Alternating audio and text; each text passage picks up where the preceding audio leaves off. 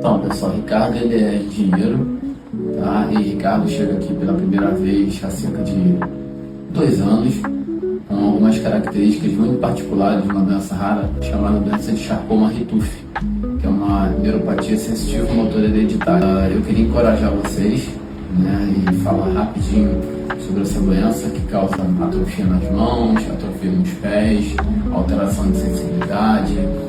O pé fica precavo, o dedinho de martelo, o paciente tem uma atrofia mais do joelho para baixo e mais do antebraço para baixo, incapacitando ou dificultando esses pacientes em algumas atividades de vida diária.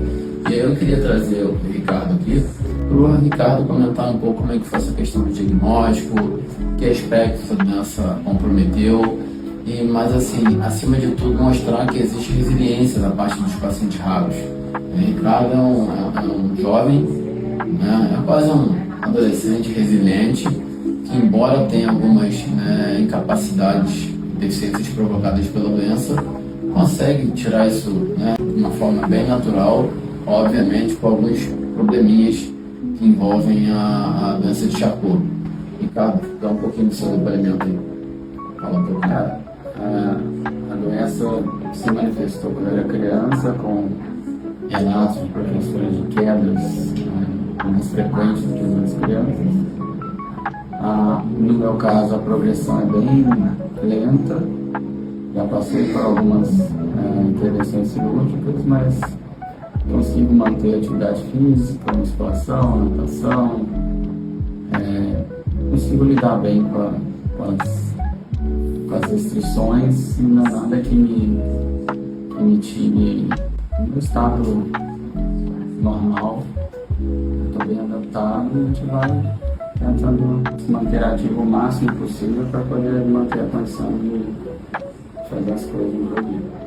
Lembrando que Ricardo ele tem algumas alterações, né, de preensão na mão e o derreamento do pé, o pé dele ele precisa usar órteses.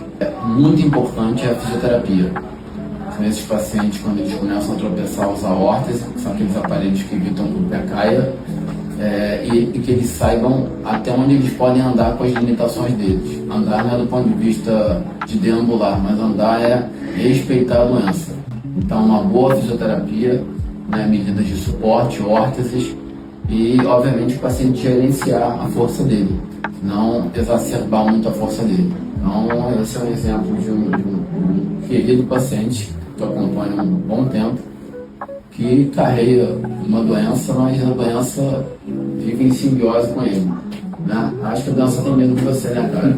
Ricardo faz musculação, natação, etc e tal, e é um excelente pai e um ser humano assim de luz. Valeu, Obrigado.